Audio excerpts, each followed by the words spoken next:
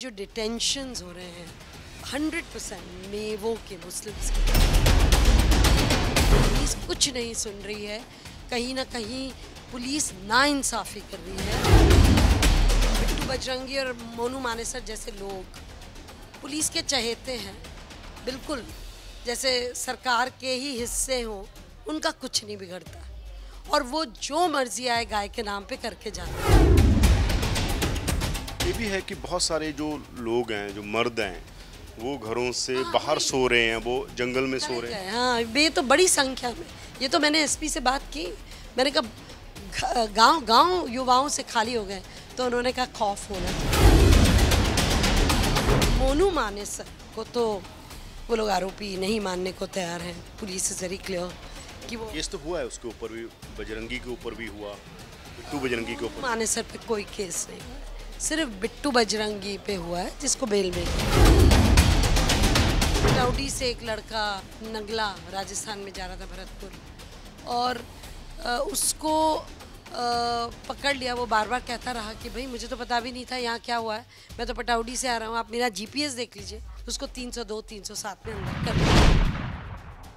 और फिर देखिए आप, अगर आप पीस चाहते थे तो आपने क्यों तोड़ी? जो दुकानें थी अधिकांश मेवों की थी, मेडिकल स्टोर्स जो हॉस्पिटल के बाहर, उसको क्यों तोड़ी आप? स्टेशन कह रहा है वो इलीगल है, हमने बात की उनसे। ये आज क्यों हुआ? आज की टाइम भी इलीगल है तो 15 साल से है ना, 10 साल से है। ये तो टारगेटेड सबक सिखाना हुआ ना, आप निशाना बना के अब सबक सिखा रहे हैं। रोहिंग्या जो सब यूएनएचसीआर कार्ड के साथ है, उनकी जो एंट्री इंडिया में है थ्रू यूएनएचसीआर कार्ड, उनके पास वो कार्ड है। उनकी बस्ती भी वहाँ से भी कुछ लोगों को उठा लिया। Bajrang Dal is almost emerging, you know, like a militant. It is a militant group जिसके खिलाफ कोई एक्शन नहीं होएगा। ये लोग टोटल इम्प्योरिटी लेकर आते हैं, इनके खिलाफ कोई एक्शन नहीं होगा। आप क्या देखते हैं, हर चीज़ के पीछे कोई पॉलिटिकल रीज़न तो होते हैं। देखिए, जो हरियाणा में होगा उसका असर राजस्थान में भी पड़ेगा। ये दोनों राज्यों में इलेक्शन है, मध्य प्रदेश। चुनाव के टाइम इनको पोलराइजेशन चाहिए। BJP feeds on polarization. BJP feeds on showing the Hindu community that you're being victimized. ਨੂੰ ਹਿੰਸਾ 'ਚ ਮਨੁੱਖੀ ਅਧਿਕਾਰਾਂ ਦਾ ਵੱਡਾ ਘਾਣ ਹੋਇਆ। ਇਸ ਕਰਕੇ ਮਨੁੱਖੀ ਅਧਿਕਾਰਾਂ ਨਾਲ ਜੁੜੀਆਂ ਜਥੇਬੰਦੀਆਂ ਵੀ ਪਹੁੰਚ ਰਹੀਆਂ ਨੇ ਨੂੰ ਦੇ ਅੰਦਰ। ਪੀਯੂਸੀਐਲ ਦੇ ਜਿਹੜੇ ਮੁਖੀ ਨੇ ਭਾਰਤ 'ਚ, ਉਹ ਨੇ ਕਵਿਤਾ ਸ੍ਰੀਵਾਸਤਵ। ਉਹ ਆਏ ਨੇ, ਉਹਨਾਂ ਦੀ ਐਡਮਿਨਿਸਟ੍ਰੇਸ਼ਨ ਨਾਲ ਕੀ ਗੱਲ ਹੋਈ ਹੈ। ਉਹਨਾਂ ਨੇ ਬਹੁਤ ਸਾਰੀਆਂ ਇਸ ਤਰ੍ਹਾਂ ਦੀਆਂ ਚੀਜ਼ਾਂ 'ਤੇ ਜਾ ਕੇ ਉਹਨਾਂ 'ਚ ਡਾਟਾ ਕਲੈਕਟ ਕੀਤਾ, ਬਹੁਤ ਸਾਰੇ ਇਹ ਚੀਜ਼ਾਂ 'ਚ ਇੰਟਰਵੈਨ ਕੀਤਾ। ਹੁਣ ਹਾਲਾਤ ਕੀ ਨੇ, ਕਿੰਨੇ ਲੋਕ ਅਰੈਸਟ ਹੋਏ ਨੇ, ਉਹ 'ਚ ਰੋਹਿੰਗੀਆ ਕਿੰਨੇ ਸੀ, ਹੋਰ ਕੀ ਮਸਲੇ ਸੀ, ਪੁਲਿਸ ਕੀ ਕਹਿ ਰਹੀ ਹੈ। ਗੱਲਬਾਤ ਕਰਦੇ ਹਾਂ ਕਵਿਤਾ ਸ੍ਰੀਵਾਸਤਵ ਜੀ ਨਾਲ कि ਕੀ ਕਹਿ ਰਹੇ ਨੇ। स्वागत है मैम आपका प्रोग्राम। मैं कविता श्रीवास्तव हूँ और पीयूसीएल की राष्ट्रीय अध्यक्ष। तो हम लोग आज आए थे नू में, हमारी एक राजस्थान से टीम आई थी और दिल्ली से भी कुछ साथी आए। तो हम लोगों ने हमारा ये पहला विज़िट था। अभी तक ये 31 तारीख को हिंसा हुई थी। अभी तक हम लोग समझने की कोशिश कर रहे थे, वीडियोस देख रहे थे और खबरें देख रहे थे, लेकिन आज हमें लगा आज से हमारी शुरुआत हुई है और हम लोग इस पूरे की इन्वेस्टिगेशन समझने की कोशिश करेंगे। दरअसल ये 31 का वायलेंस जो हुआ और उसके बाद जो बातें हुई हैं वो हमारे लिए फोकस है। हमारे लिए मेन फोकस है जो इस वक्त 56 केसेस हमें बोला गया है एसपी साहब द्वारा कि 56 केसेस हैं। FIR 56 हुई है, 6 FIR कह रहे हैं 150 लोगों की हो गई है। या 146 अरेस्ट्स और उससे ज़्यादा भी हो सकते हैं, पर जो लेटेस्ट फिगर था 146। लेकिन आज भी कुछ थानों में अरेस्ट, क्योंकि अनेक थाने हैं नू के आजू बाजू में। नू के ही 2 थाने हैं, फिर आजू बाजू के भी नगीना थाना और अन्य थाने। तो टोटल फिगर एग्जैक्टली पता, but definitely 146 people were arrested. तो हम लोग को पहली चीज़ तो ये जो डिटेंशंस हो रहे हैं वो 100% मेवों के, मुस्लिम्स के ही हो रहे हैं। तो ये हम समझना चाह रहे हैं कि इस तरह का क्या ये कार्यवाही वन साइडेड है? सेकेंडली हम समझना चाह रहे थे कि क्या सेक्शंस हैं, क्योंकि हम लोगों ने एफ.आई.आर देखी नहीं, और कोर्ट ये रिमांड किस चीज़ पे ले रहे हैं, ये थोड़ा सा हम वो प्रोसीजर समझना चाहते थे। क्योंकि हम आज कोर्ट में भी गए तो कोर्ट के बाहर जितने भी पेरेंट्स आए हुए थे, भाई, सब कह रहे थे कि एटलीस्ट हमारे बच्चे तो नहीं थे, और उनके पास पूरा एविडेंस था उसके बारे में। और कोई तो कोचिंग के अंदर था, कोई इधर था, वो पूरा एविडेंस, वो कह रहे थे कि किया है, ज़रूर किया होगा किसी ने, पत्थर मारे होंगे, लेकिन हमारे बच्चे ने नहीं किया है। लेकिन पुलिस कुछ नहीं सुन रही है, कहीं ना कहीं पुलिस नाइंसाफ़ी कर रही है, और बहुत दर्द था उनको। नाबालिगों को भी उठाया जा रहा है। हाँ, और कई वहाँ 5 तो पेरेंट्स थे जो कह रहे थे कि उनके जिन लोग को गिरफ्तार किया है वो तो बहुत ही कम उम्र के हैं, 18-16 से भी कम उम्र के हैं, तो उनके सर्टिफिकेट्स मांगे जा रहे थे। और माएँ थी तो बच्चों को आज रिमांड के बाद 3-4 दिन रिमांड के बाद प्रस्तुत किया था 23 लोग को, तो वो कुछ खाने पीने को लाई थी, उनके जूते चप्पल लाई थी, वो उनका चेहरा देखना चाह रही थी, लेकिन पुलिस तो बिल्कुल उनको उठा के ले गई और मिलने भी नहीं दिया रहा। नहीं। तो बहुत ही एक हम क्या कहें, एक बहुत ही दर्दनाक, कुछ बहनें सिसक के रोई भी अपने बच्चों को देख के, पुरुष लोग भी ज़ुबान बंद सी थी एक्चुअली। इस तरह का उन्होंने वो बार बार कह रहे थे कि हम पकड़ के लाएंगे, असल में हम उनको अपने घर से निकाल देते, लेकिन आप ये नाइंसाफ़ी मत कीजिए। तो PUCL के लिए ये detentions are very very important to understand ये डिटेंशंस क्या हैं।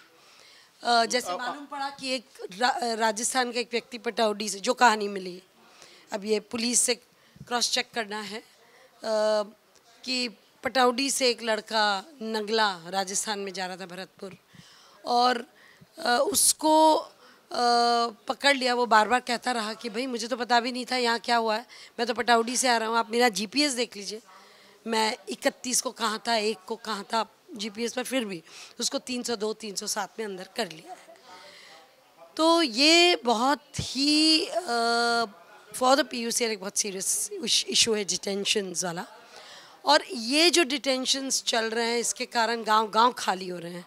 कुछ लोगों को हम पूर्व से भी जानते हैं, क्योंकि हमने बहुत सारे लिंचिंग केसेस जो राजस्थान में हुए हैं वो यहीं से, तो हमने उन लड़कों को फ़ोन किया तो उन्होंने बोला कि भाई अनायास पकड़ रहे हैं, रात में पकड़ने आ जाते हैं, तो हम नहीं रुके। तो ये भी मैंने SP से पूछा, तो अभी लीगल कोर्स इतना डर है तो आपका क्या कहना है? उनका नहीं, खौफ तो होना चाहिए, और अगर SP कह रहे हैं खौफ तो होना चाहिए। हाँ, और अगर कोई, खौफ सबके लिए होना चाहिए, या उन्होंने कहा अगर कोई निर्दोष है तो घर पे सोए, मैं गारंटी लेता हूँ कोई नहीं करेगा। मैंने कहा ये बात नहीं होती है, लोग डरते हैं इन गिरफ्तारियों से, और आपको भी पता है कि सब लोग नहीं इन्वॉल्व, ज़्यादा से ज़्यादा 400, 200, 400 पहाड़ पे पहुँचे होंगे, इससे ज़्यादा क्या रहे होंगे। और ऑफ कोर्स वो लोग तो बहुत ही इस बात के लिए क्लियर, क्योंकि हमारा दूसरा सवाल थे पुलिस की कम्प्लिसिटी। 3 घंटे पुलिस ने क्या किया? 5:30 बजे पुलिस आती है, 5:30 बजे धारा 144 लगती है, तो 3.5 घंटे, 1:45 से ये शुरू होता है, 3.5-4 घंटे तक पुलिस कहाँ थी? तो उनका ये कहना था कि भाई 100 किलोमीटर के दरमियान पुलिस डिस्ट्रीब्यूटेड थी, क्योंकि कभी ऐसे हुआ नहीं है इन यात्राओं में, अच्छी खासी यात्राएं चल रही थी, तो हमें कोई उम्मीद तो थी नहीं इस तरह की, इसीलिए। और ये पर मोनू मानेसर को तो वो लोग आरोपी नहीं मानने को तैयार हैं। पुलिस इज वेरी क्लियर कि वो केस तो हुआ है, उसके ऊपर भी, बजरंगी के ऊपर भी हुआ, बिट्टू बजरंगी के ऊपर। मानेसर पे कोई केस नहीं हुआ है, सिर्फ बिट्टू बजरंगी पे हुआ है जिसको बेल मिल गई। मोनू मानेसर कह रहा है मैं तो आया ही नहीं यहाँ, मैं तो यहाँ था ही नहीं। नहीं, मोनू मानेसर का स्टेटमेंट पुलिस कह रही है कि उसमें क्या गलत है। वो कह रहा है मैं आ रहा हूँ और आप लोग बड़ी ताकत में आई है, तो उसमें क्या गलत है? मैंने कहा नहीं, हिस्ट्री दूसरी है। हिस्ट्री जिस तरीके की हिस्ट्री, और ख़ास तौर से जिस तरह अभी जुनेद और नासिर को मारा गया, और बहुत सारे थे पुलिस, राजस्थान पुलिस के जो चालान हुआ है 3 लोग के विरुद्ध, उसमें 33 आरोपी हैं, तो उन 33 आरोपी में 3 ही तो पकड़े गए हैं। तो लोगों को बहुत गुस्सा है जुनैद नसीर को जिस क्रूरता से मारा गया। तो मैंने कहा एक पूरा फ्रेमवर्क था, ऐसा हम नहीं कह रहे कि मोनू मानेसर के राइट्स छीन लिए जाए, लेकिन अगर उसके आने से कुछ प्रोवोकेटिव होता है तो आपको खुद को तय करना होगा। तो खैर उन्होंने कहा वो तो आया भी नहीं, तो उस पर हम किस बेसिस पे पकड़े। और एक और व्यक्ति पे आरोप था कि वो फायरिंग कर रहा था, उसका उन्होंने ज़रूर कहा कि वो दिखवाएंगे, जो हम लोग के पास फैक्ट्स थे। तो क्या ये माना जाए कि जो पिछली घटनाएं हुई उसका यहाँ पर जो रिएक्शन हुआ ये था, जहाँ ये प्रोवोकेट किया गया, इंस्टिगेट किया गया, या ये था कि यहाँ के लोगों के मन में भी ये था कि हमारे साथ हमें इंसाफ नहीं मिला? प्रोवोक क्यों हुए? क्योंकि उन्होंने एक हिस्ट्री देखी है जहाँ बिट्टू बजरंगी और मोनू मानेसर जैसे लोग पुलिस के चहेते हैं, बिल्कुल जैसे सरकार के ही हिस्से हों, उनका कुछ नहीं बिगड़ता और वो जो मर्जी आए गाय के नाम पे करके जाते हैं। और जुनैद नसीर वाला जब आप इतनी क्रूरता से मार के जला देते हैं दो को, तो वो लोग मेरे समाज नहीं भूल सकता। और उसके बाद गांव-गांव में पंचायत हुई और कहा कि हम किसी भी एक मुल्जिम को राजस्थान पुलिस को उठाने नहीं देंगे, राजस्थान पुलिस की कोई एंट्री नहीं, ये बोर्ड लगा दिए गए। तो आप ये सोच सकते हैं कि मेरे समाज में, और वो जो पंचायत हुई एक तोरू गांव में, वहाँ तो कोई एफआईआर भी नहीं हुई, वहाँ तो बहुत ज़बरदस्त, बहुत ही घटिया पंचायत भी हुई। तो एक यहाँ के लोग देख रहे हैं पोलराइजेशन, यहाँ के दो लोग देख रहे हैं जो गौ रक्षक के नाम जो नैरेटिव बन रहा है एंटी वेव, तो पॉलिटिकली तो इसीलिए वो लोग नाराज थे, दे वर एब्सोल्युटली एंग्री। तो और फिर देखिए आप, अगर आप पीस चाहते थे तो आपने क्यों तोड़ी? जो दुकानें थी अधिकांश मेवों की थी, मेडिकल स्टोर्स जो हॉस्पिटल के बाहर, उसको क्यों तोड़ी आप? एडमिनिस्ट्रेशन कह रहा है वो इलीगल है, हमने बात की उनसे। ये आज क्यों हुआ? आज की तारीख भी इलीगल है तो 15 साल से है ना, 10 साल से हैं, पहले क्यों? ये तो टारगेटेड सबक सिखाना हुआ ना, आप निशाना बना के आप सबक सिखा रहे हो।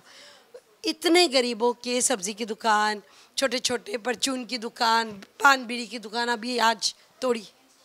और लगे हाथ रोहिंग्या जो सब यूएनएचसीआर कार्ड के साथ हैं, उनकी जो एंट्री इंडिया में है थ्रू यूएनएचसीआर कार्ड, वो उनके पास वो कार्ड है, उनकी बस्ती भी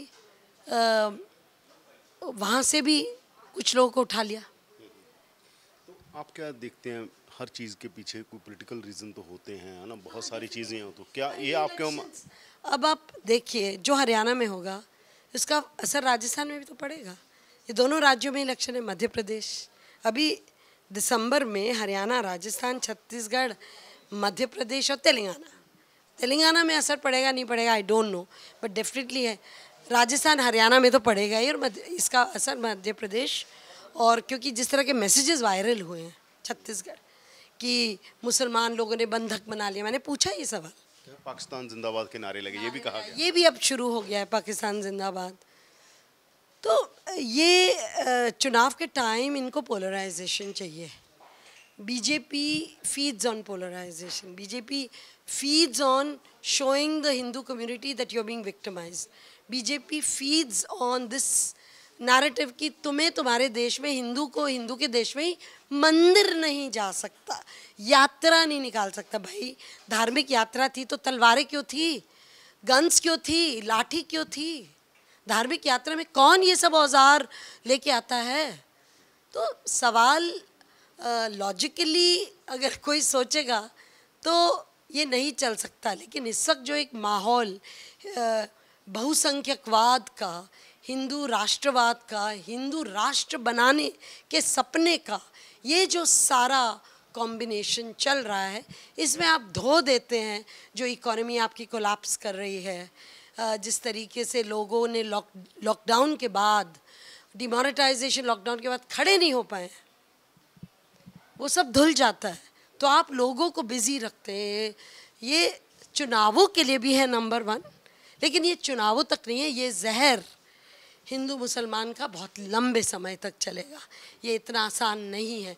लेकिन जो अच्छी बात है, मैं वो भी बताना चाहूँगी, बहुत ज़रूरी है कि हम बड़े हिंदुओं को भी मिले जिन्होंने कहा हमारा कोई झगड़ा नहीं है उस यहाँ के मेवों के साथ। ये तो बाहर के आए थे, ये बाहर के उपद्रव मचा के गए।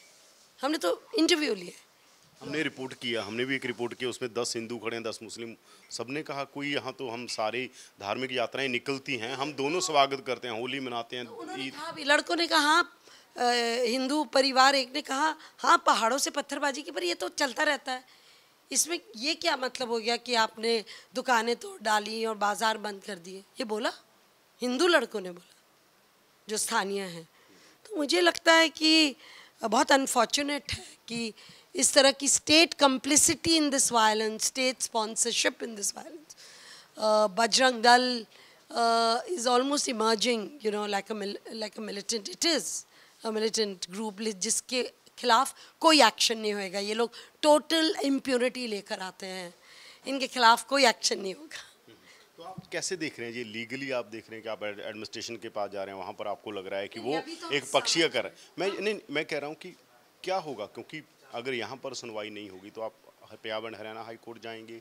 आपके पास कौन कौन से लीगल कोर्सेज हैं? केसेस जहाँ तक सवाल है तो हम, ये तो है ही ना, सारे ऑप्शंस ट्राई करने चाहिए। आप सुप्रीम कोर्ट तक जाएंगे, लोअर कोर्ट से हाई कोर्ट से सुप्रीम कोर्ट तक जाएंगे, वो तो है ही। जो ऑप्शंस है वो तो रहेगा ही, और जो लीगल मदद चाहिए वो तो ऑफ कोर्स हमारे जैसे संगठन लीगल मदद तो देते ही हैं। लेकिन जो ये दुकानें तोड़ी गई और ये सारा, इसकी चीज़ को हम आज सिविलियन एडमिनिस्ट्रेशन से नहीं मिल पाए, तो हम लोग मिलना चाहेंगे। पर ये तो तय हो गया ना कि आप बाज़ार खोलने के लिए वो सारे हथकंडे अपना रहे हैं जिससे आप मेर समाज को निशाना बना के, और वो दबाव में आ रहा है।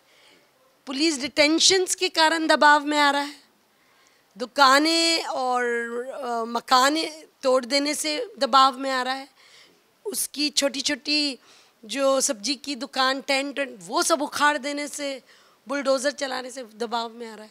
तो आप कुल मिला के अगर दबाव में एक समुदाय को, और उसको महसूस होने लगे कि ये एक तरफा कार्यवाही है, तो न्याय नहीं होने वाला।